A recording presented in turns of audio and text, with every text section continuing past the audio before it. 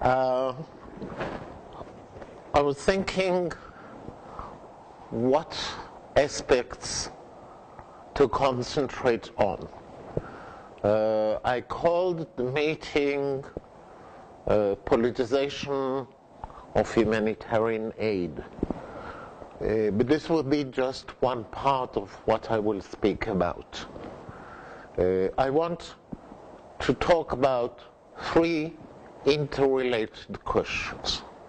One has to do with the flotilla of the 31st of May and the incident on the Mavi Marmara and its repercussions, or in other ways, what it represents in terms of relations of Israel and Turkey. The second question that I wanted to raise, and probably just start a discussion, because I can't say that I'm a great expert on Turkey, some of you know much more than I do,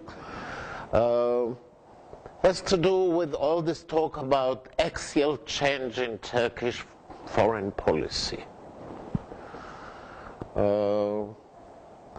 And you see how the first question is related to this.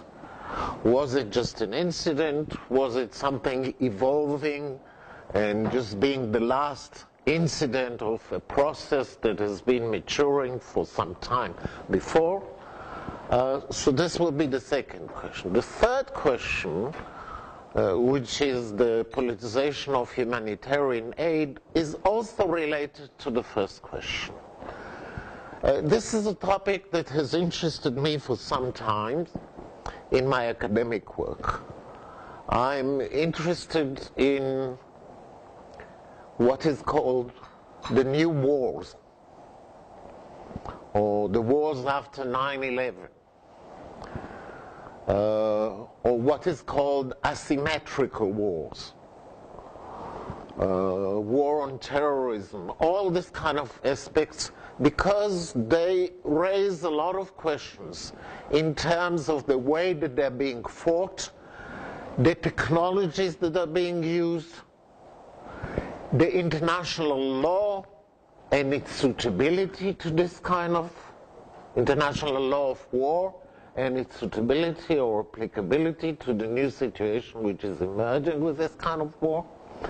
And as part and parcel of that question, I was also interested in the question of what happens to foreign humanitarian aid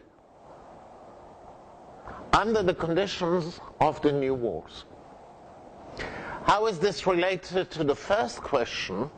Is the whole question of whether the flotilla was humanitarian aid, or was it something masquerading as humanitarian aid?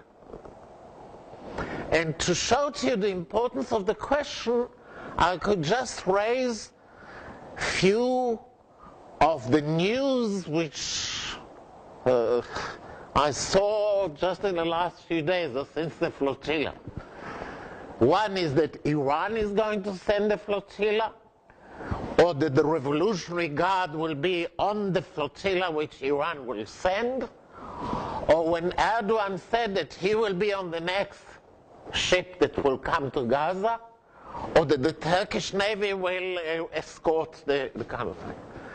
And that could be a major cause for war, right? So the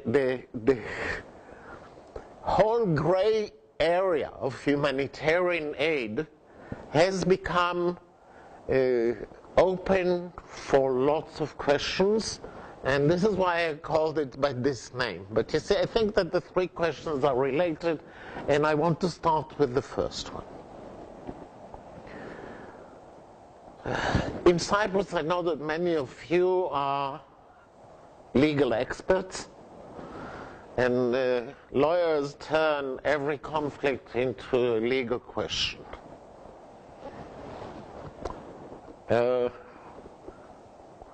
As a political sociologist, I don't believe that we can reduce conflicts just to their legal aspect. Although this is an important aspect, it's not the most important. But I'll start with several legal questions. There was a lot of talk that the Israelis stop the Mavi Marmara in international water, and that is equal to piracy. So what I can say here, yes, it was stopped outside of territorial water of Israel. Ships have been stopped many times before in international water. The most famous example is the Cuba Missile Crisis. It was also a question of, was the United States within international law when it stopped the ships? But there it's clear that international law, I mean, you don't have international law with the gods, right? The second thing is,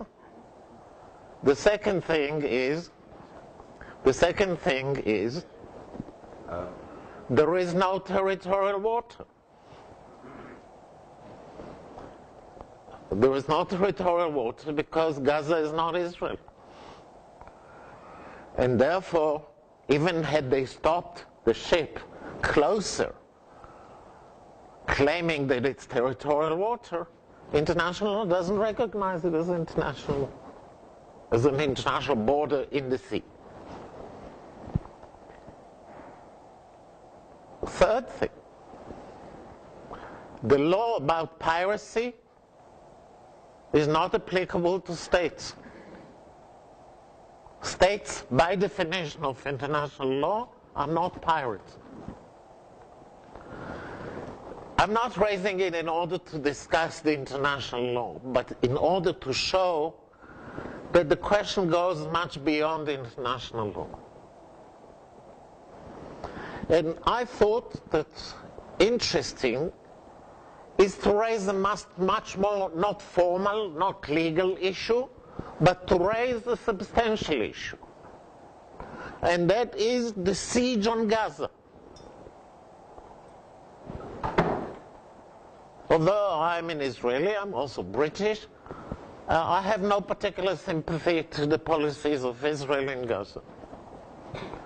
Especially not to how this situation of shortage and deliberate creation of scarcity has evolved. And there, whether legal or not legal, it disturbs me as a human being, first and foremost.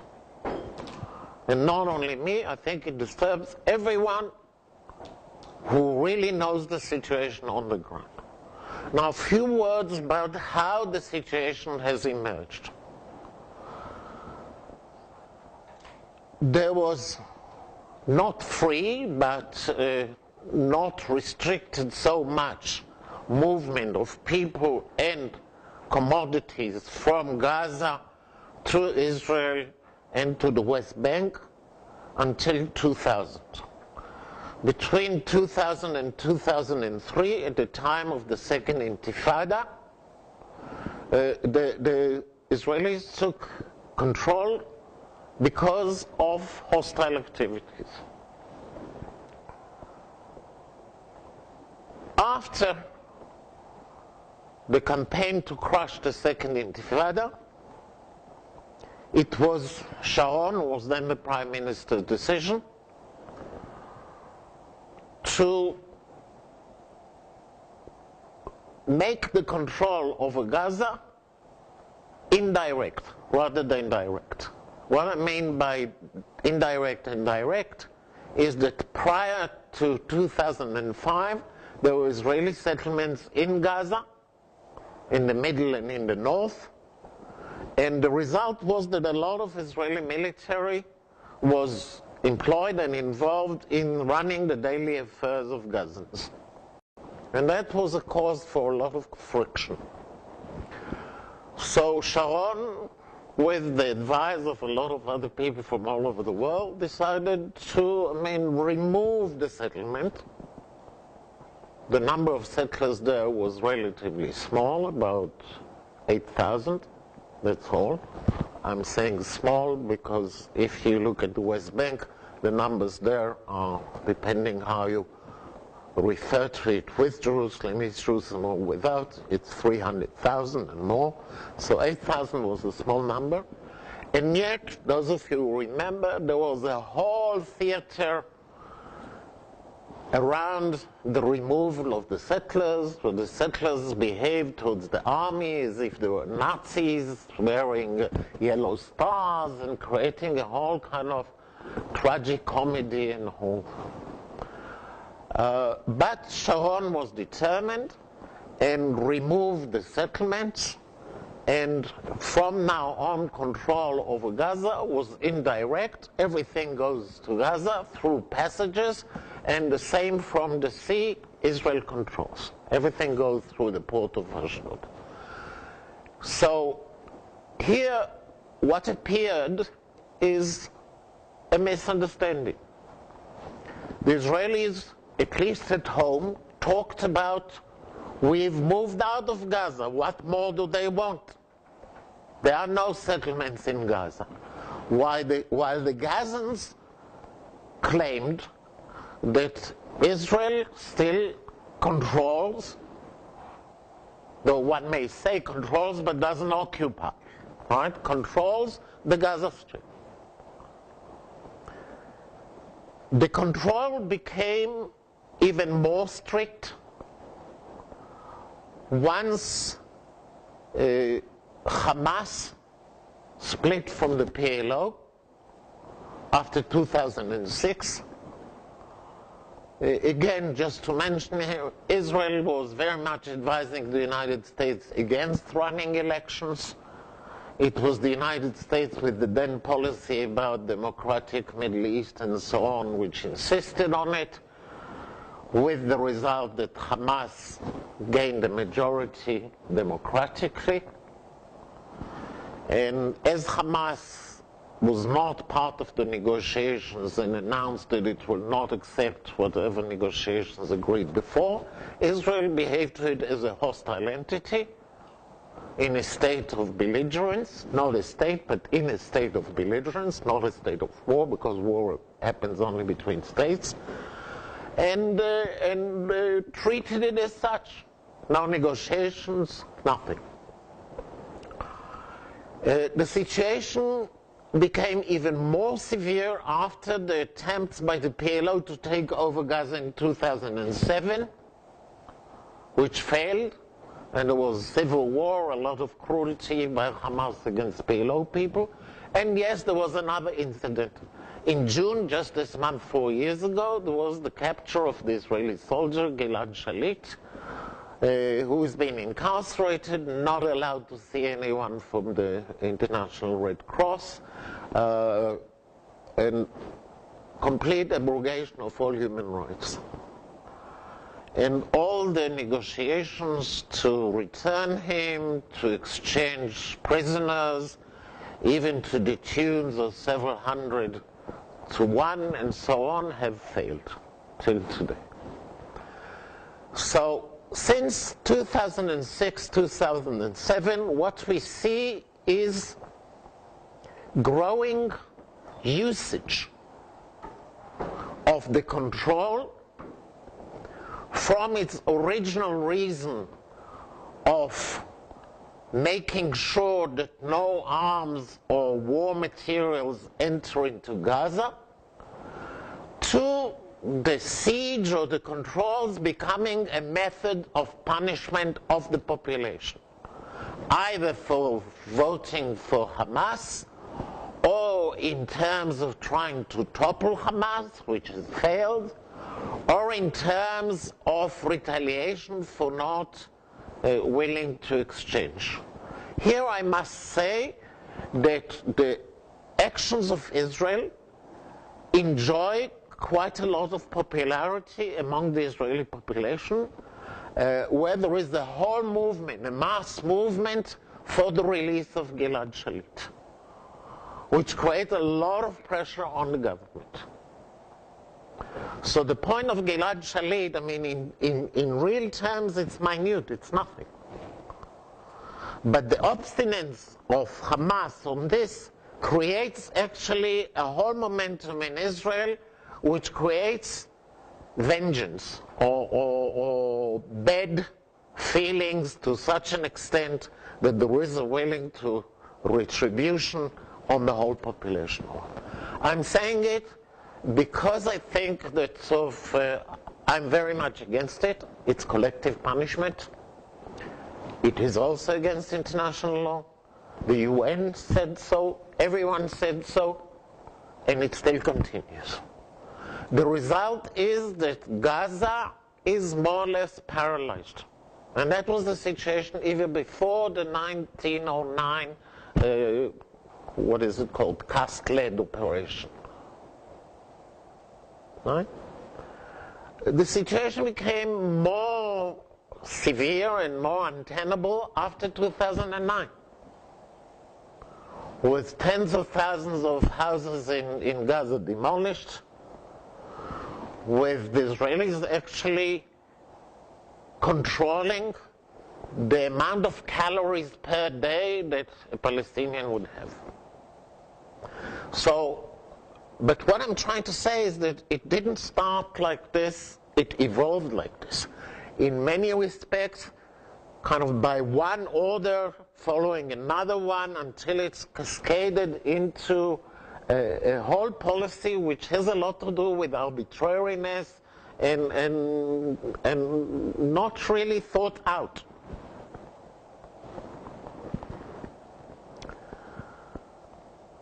Now, the reason that Israel gives us security amounted also in the past to Israelis boarding and searching ships outside of Israeli territorial water.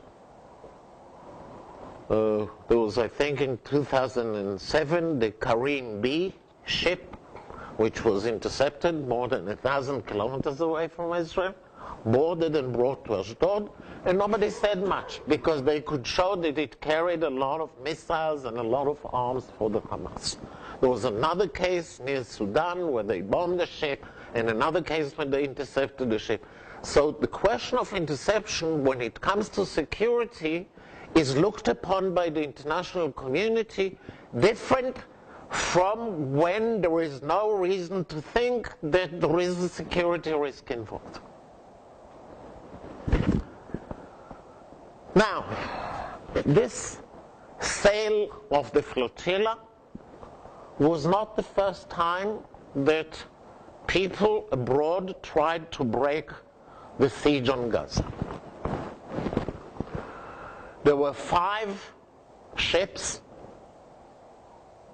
small ones, that came to Gaza from 2008 and were allowed in. It was symbolic. The amount of food or whatever, medicines or whatever that they brought was minute. They included Israelis. At least 2 or 3 people that I know, and 2 of my friends were aboard the ships. The 5th ship, the 5 went in, they even took some people from Gaza out and so on. The 6th ship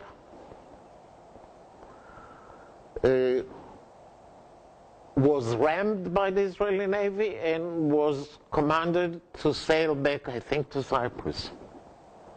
And the 7th was ordered to turn around and go back to Lebanon. The 8th was a flotilla with a lot of fanfare beforehand.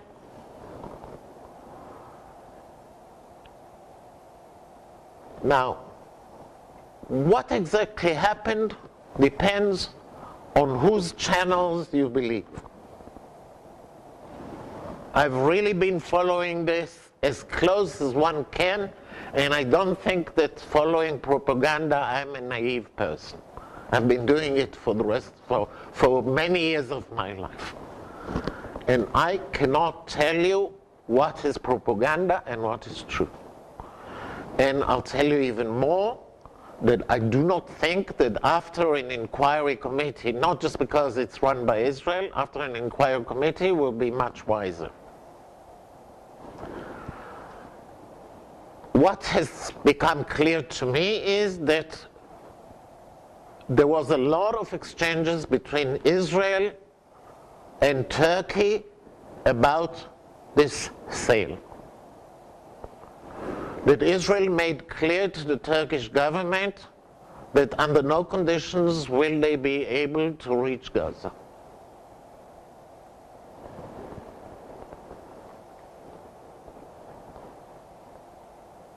So, in that respect, everything could be anticipated, what would happen. Now, was it intended, killing of these 9 people, or was it not? I cannot say. I've seen the different movies circulating around. Some of the movies, you have to believe the voice, because what you see in pictures is not clear and it can be interpreted in more than one way. There is another question to do with this. I think that it was a tragedy of errors. That experts on both sides did not believe that it will amount to that level of violence that emerged. And then the question is, was this violence planned or not? You see, the Israelis claim that most of the people who were on the ship were really people who were solidarity, peace activists, and so on. But there was a group that boarded the ship separately from the others, and these people were trained in hand-to-hand combat, and they anticipated and prepared for a confrontation with the Israelis. This is what the Israelis say. There is another possibility.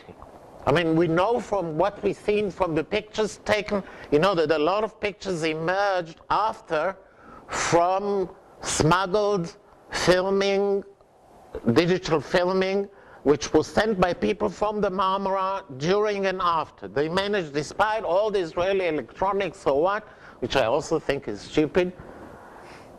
I mean, the Israelis think that they are very good on electronics, but we had just a year ago in Iran the demonstrations with the Twitters, with the Facebook or what, and we saw maybe Israel is better on electronics than Iran, but no one can block nowadays completely the electronic media. So if they thought that they could block it, they failed. Did they tinker or doctored some of the films? I believe they did, the Israelis. But we have later what the people from the ship showed. And that too is not completely clear. I'll give you just one example. There is a picture, there is a short film which was taken, which shows 3 Israeli commandos on the lower deck of the ship being treated by medical doctors from the expedition, from the Turkish, or not Turkish, from the people who were on the ship.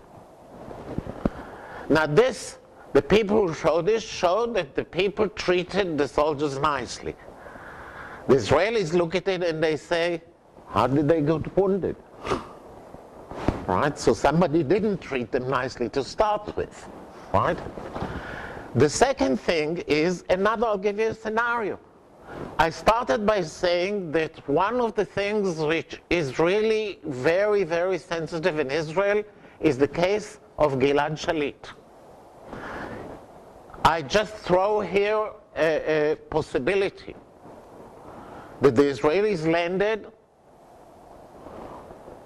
3 of them were captured, there was beatings, 3 of them were captured, were taken down to the lower deck. The Israelis do the counting, they see that 3 are missing.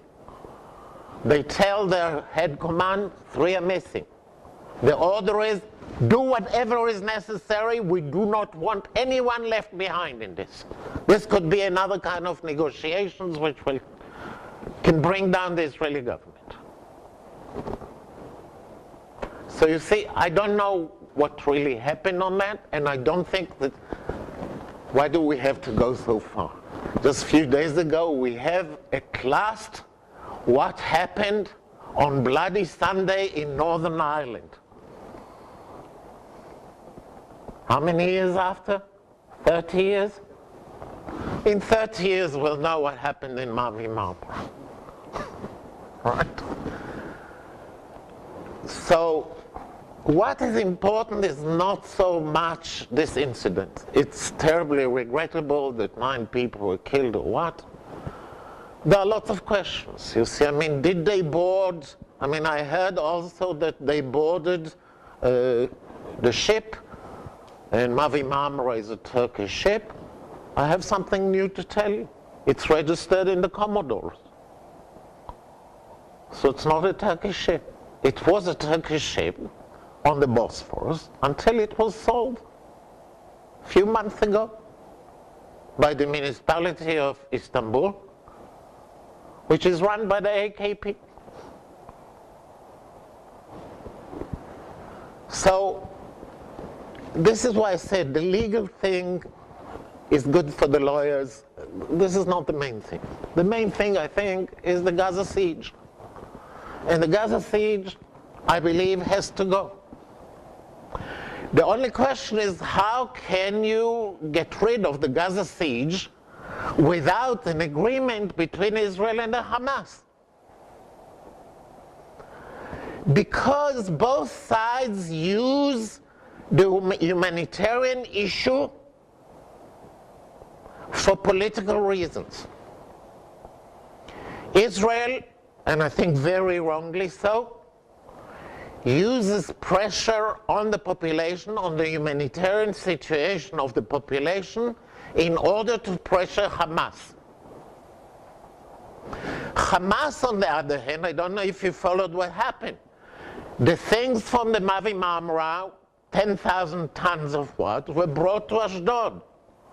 The Israelis said, we are willing to bring it to Gaza from Ashdod. Hamas said, no, not under these conditions. So, the question is not humanitarian, the question is control. It's a political question. Who controls Gaza? There will be no solution to the question of the control of Gaza without an agreement between the Palestinians and the Israelis. Now the question is, who represents the Palestinians? Is it Abu Mazen? He is willing. Egypt recognizes him. That is why Egypt has closed its side of Rafah. And there is a siege from Egypt on Gaza as well. They open it up. At the moment of crisis with the Mavi Marmara, they open it up. But as far as I know, very little goes in, and they're restricting it again. In other words, Egypt is also maintaining political pressure using humanitarian situation in Gaza to put pressure on Hamas to renegotiate or to reunite with the PLO. This is a disastrous situation which opens the question, the humanitarian question for Gazans, for the whole world to play. And everyone plays it on the back of the Gazans according to their interests. Who represents the Gazans? The Iranians, who send the missiles so that they bomb Israel and then Israel retaliates? Now there is a new one who claims to represent the Palestinians in Gaza. Right? Erdogan, right? So the solution, Israel will not relinquish its control over Gaza without a political settlement. Now, if you think that I put the blame squarely on the Palestinians, the answer is no. The Israelis did whatever they can in order to split the Palestinians. And the present Israeli government is doing everything within its ability to prevent negotiations. 2 days ago, they announced that they're going to ease the siege on Gaza, and yesterday they announced that they're going to demolish 22 houses in East Jerusalem. Why is this being done like this? Because this is a government that relies on settlers in Israel and on nationalist religious parties, and it does under the pressure from the quartet with Blair, it releases the siege a little bit, and then because of the home pressure, it does something which annoys now the sort of peace-loving Abu Mazen, right? And what it does, I mean, the first thing that happens to all this is that Abu Mazen is becoming weaker and weaker and is entirely seen as a puppet of the United States. And I don't know how long it will take, but he will not be able to negotiate. But now I come to the second question that I raised, and this is a shift, question mark. Is there a major shift in Turkish foreign policy? And I'll start with the small things to connect it to the first question. Turkey could be on the side of Abu Mazen and the PLO, together with the United States, to pressure Israel for negotiations. But they decided to side with the Hamas and not with Fatah.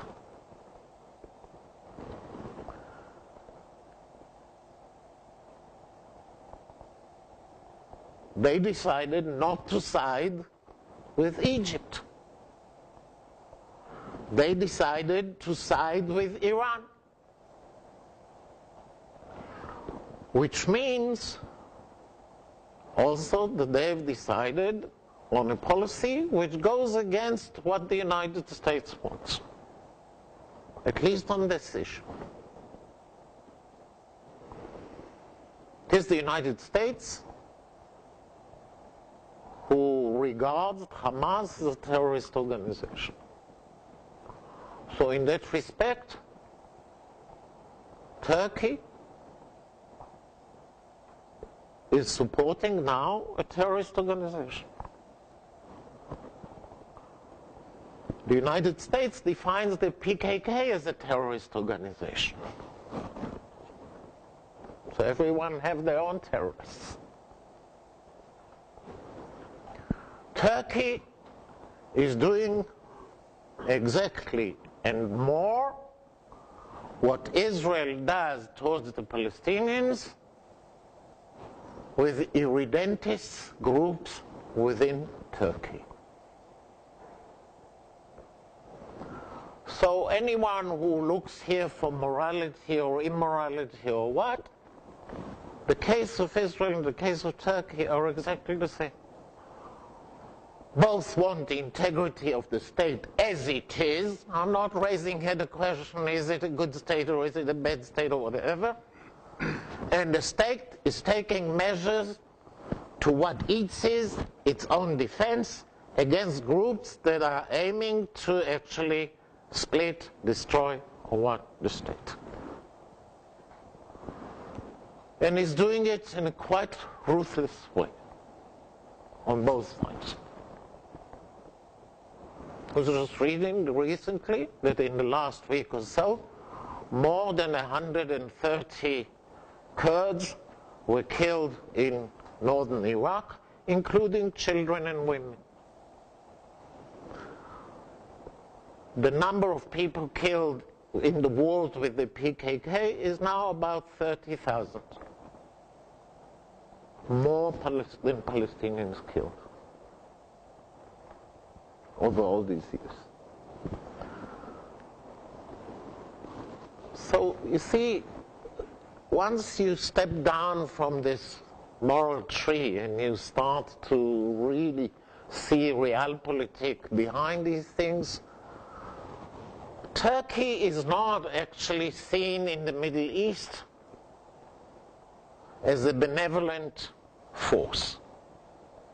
And that, I don't need to tell you, that goes back to the First World War and so on. Arabs hate the Ottomans.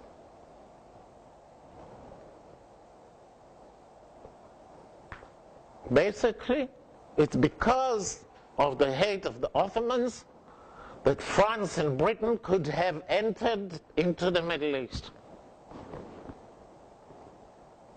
and divided and so on.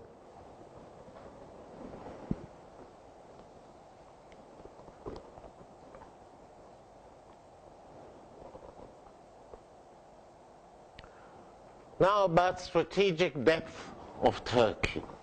You know, the new thesis of the new Kissinger and so on. It's not new. You know, when I was reading this, I thought about Nasser. And Nasser defined the foreign policy of Egypt as having three circles: the Arab circle, the African circle, and the Islamic circle. And that Egypt should have strategic depth. So, Davutoglu is doing exactly as Nasser. We can see how successful Nasser was, or not. So, but there is something, I mean, I don't want to belittle this. You see, I believe that Turkey is a major player and will become even a bigger player in the Middle East. And maybe Cypriots don't like it, but Turkey is the 18th or 17th biggest economy in the world, and it's taking its position in the world. It's a major nation, and I don't see any reason why they should not take their share and responsibilities within this global world. I also am reluctant about all these analogies to the past. I was driving today in a taxi, and the taxi driver asked me where I'm from, and I said Israel, and he said, we support you. He's Greek. Because you're the last station of civilization. I said, like Poland? Because the Poles say that they've saved the world 3 times. From Russia, from the Ottomans. I don't see the history of the world in those terms. We're not replaying the Crusaders, and we're not playing again the siege on Vienna, and so on and so forth.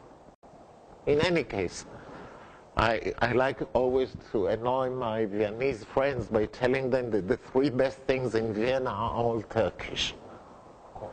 The coffee, the strudel. The strudel is a burek, basically. Right? And what most people don't know, the Philharmonic Orchestra.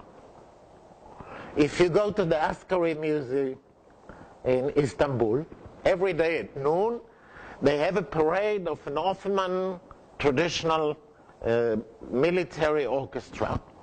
And there, for the first time, they explained and showed how, not the instruments are really Turkish, but the organization of the orchestra. You know, the left wing, the right wing, the conductor, the whole military structure of the Philharmonic Orchestra comes from the military, the Ottoman military. And indeed, before every battle or what, they had the march of all these orchestras and so on. The Viennese can't take it. So I don't have this kind of hatred against everything that comes from Turkey. That is not the question.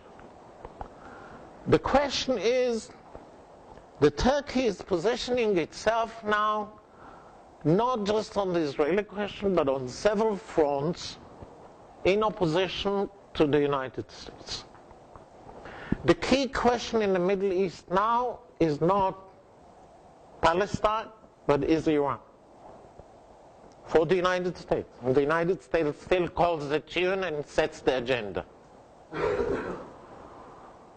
And the coming few years will be derived from American-European policy towards Iran.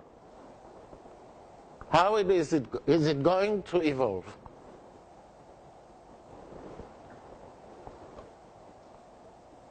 Shlomo Avineri, whom you know because he comes here quite often, wrote an article after the Mavi Marmara, and he was for an inquiry committee, an independent one, not one chosen by the government to look or to overlook what the government has done, because that is the criticism in Israel, that the ones who will be punished will be the ones who are at the lower ranks of the whole thing. While there was a peculiar thing, you see, that Netanyahu was in Canada on his way to visit Obama when it happened. So happens he just left the day before, 12 hours before he left.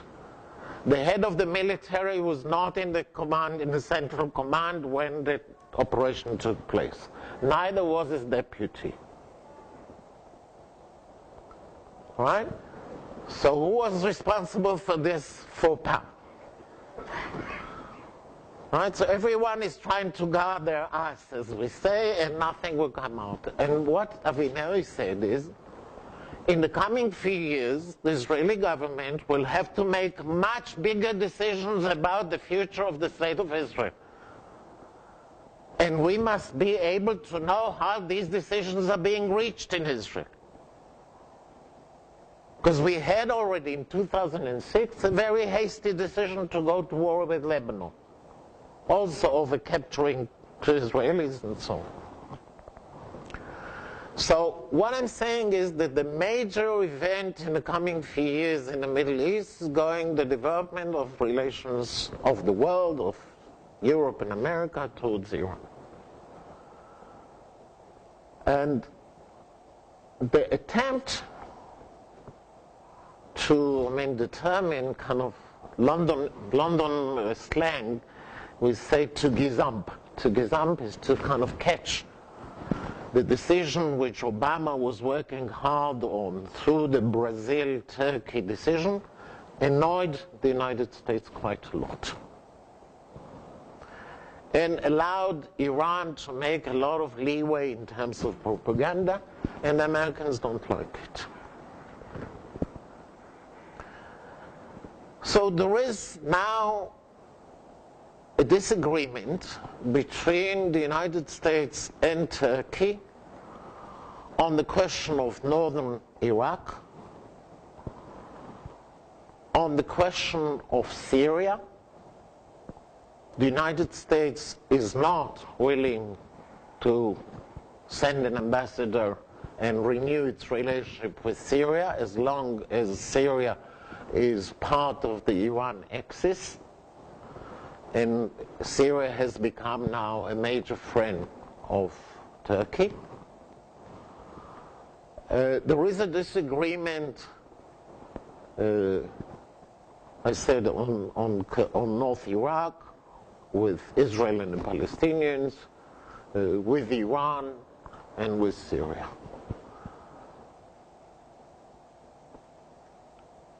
Now, I've heard a thesis which I find quite intriguing, though I cannot vouch that it has any substance in it, that part of what is happening is a competition between Israel and Turkey in terms of who will be the major ally of the United States in the area.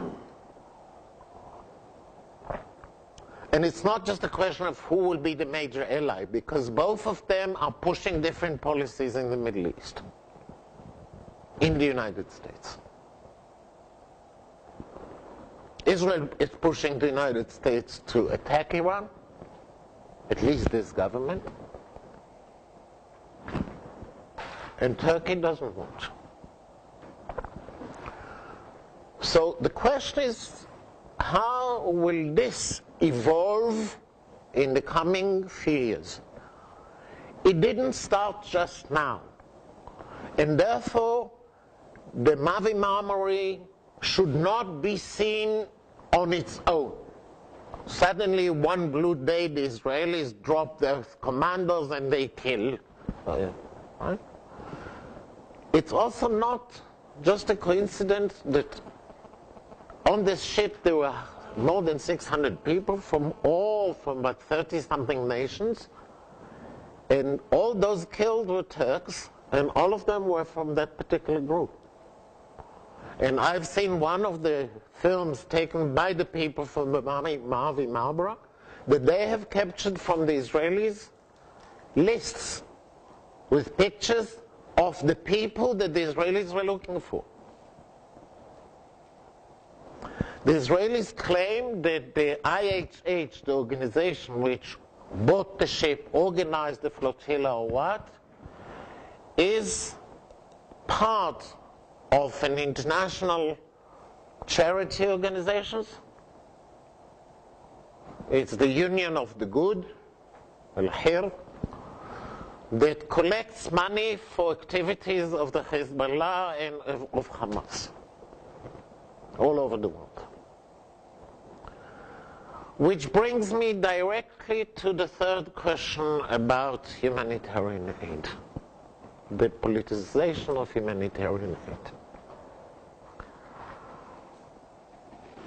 I think it was Henry Morgenthau, the sort of great American political scientist, who said that all aid is political.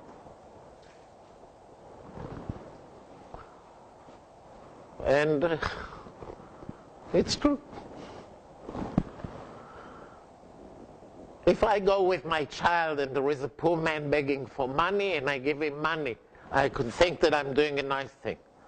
But I look at my child and what influence it has on them. Do they think that I'm a good daddy? In that sense, it's also political. At least the politics in the family. You give aid. I mean, Henry Morgenthau was the one responsible for the rehabilitation of Europe after the Second World War. I mean, and aid was political. We gave to those who are on our side, and we didn't give to those who are not on our side. I had a debate about this issue with some of my friends, and they said, what about Haiti? And I said, Haiti is a very good case to discuss. You see, because in Haiti, it's an earthquake. It's a natural disaster. Nobody has here a reason to claim that if we do not help, they'll go to one side, and if we help, they will go to another side, and so on. And yet there was criticism against the United States because it was prioritizing U.S. aid organization security over the speed in which the foods and whatever was given. Right? And people started to shout that the Americans are here for new imperialism or whatever kind of thing like this. I said, so even in this kind of thing, where there is no question about the need, it's not an issue between one camp and another one, there are political aspects coming in. But there is something which is more sinister in this. And this has to do with the new forms of war. It has to, I mean, one sees it more clearly from Kosovo to Iraq to Afghanistan. What I mean here that part of the war effort is the reconstruction and development after the takeover, the military takeover. And that has meant that the Bush administration has started to use in a massive way aid, as Condoleezza Rice called it, as a multiplier of American force. In other words, aid is the other side of what the military does. And you could see this very clearly in Iraq. The result was that in Iraq, the organizations which brought aid were seen by the ones who objected to the Americans as being an arm of the American occupation. And the result was that they targeted them, and a lot were killed. There was a major report by Medicines Without Frontiers, the French organization, and the head of Medicine Without Frontiers said, look, we must not politicize humanitarian aid because this endangers the possibility of giving aid altogether. And indeed, if you remember, it was the person who was responsible from the UN in Iraq who was bombed. He became a target, and since then it's happening all the time in Afghanistan, in Iraq, in all these places.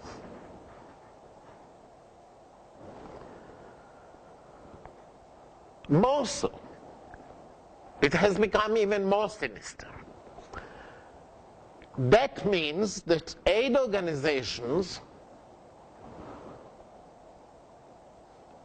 are afraid for the life of the workers, with two results. One is that they need security,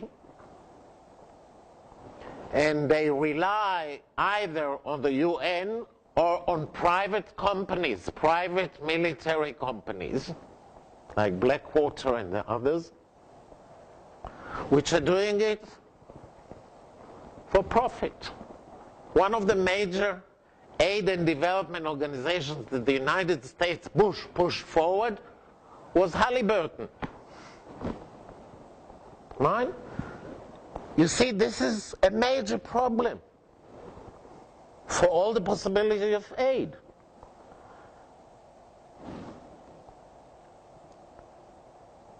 The other thing was that the companies, being afraid that their personnel might be killed, started to hire more and more of the people from locals.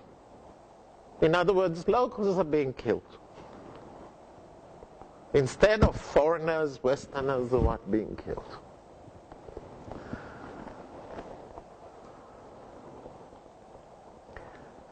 Most, there is a question here of when does aid shades off to become not aid but solidarity with. The flotilla was organized by an international movement called Free Gaza.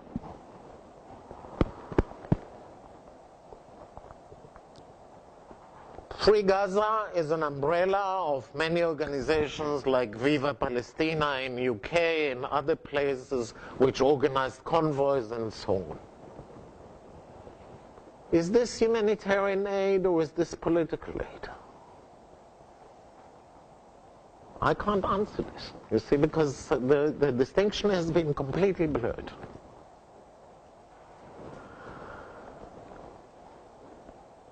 I'm not saying that they're bad people. A lot of these people are really idealists who are coming to express their support.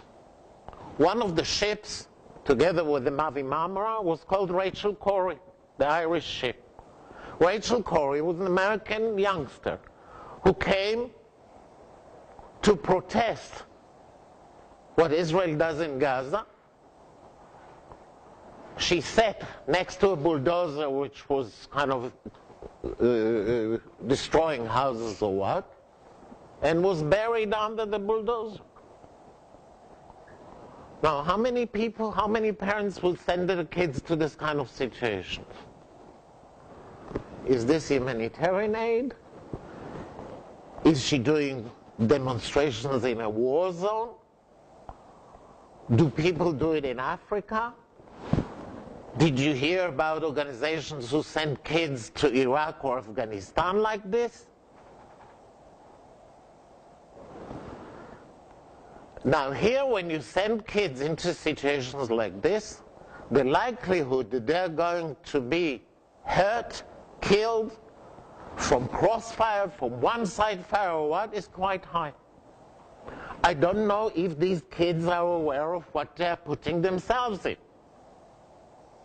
I don't know if those who encourage them to be in these situations are really not doing it from another interest. And that is to create the situations where Israel can be seen as inhuman. So the propaganda war in the Israeli-Palestinian situation is perhaps the most developed this kind of war in any other area in the world. The media war, the use of other people in order to morally deauthorize and destroy the other, right, is taking in this conflict new forms that still do not exist in any other conflict that I know of. In many cases, the humanitarian organizations have come together and they have now a charter in which they demand neutrality and independence of the organizations who give aid. And there is a whole debate in journals of human rights, the Harvard Human Rights Journal or whatever, exactly on this issue. Because the question is, when you say that it should be neutral, does it mean that you're neutral in terms of who you help? Does it mean that you're neutral in terms of who you take money from? These are two completely different issues. I could say I can take money from anyone, providing that I'll be the one who will decide how to use this. But it doesn't work like this. Usually people give the money, want to know how it's being used. Now there is another new phenomenon which is neither good nor bad. Most of the big organizations, international organizations, which were distributing humanitarian aid were Western until the end of the Cold War, were Western organizations. Since Kosovo, we have, with the help of Saudi Arabia and the money from the Gulf, we have a lot of international Muslim organizations. Not just the Red Crescent, but other organizations which started to do on a global scale help to Muslim countries. And you know that a lot of the Muslim countries are now in turmoil. And they're doing work which is also humanitarian. In other words, what I'm saying, it's not that I have a clear-cut idea. I'm sharing with you some of my problems on this. It's not that they're not doing humanitarian work, but they're doing humanitarian work plus. And it is this plus which is very difficult. And it can easily deteriorate. As one friend wrote to me, there was a whole debate that I created among my friends, and some said to me, this was, a lot of them were against the Israeli government. They said, don't muddy the water now with the issue that you're raising now. I saw the email. You saw the email? Yeah? Don't muddy the water now. We want black and white. We want Israel to be black now, and don't raise other questions. I said, I have to raise it.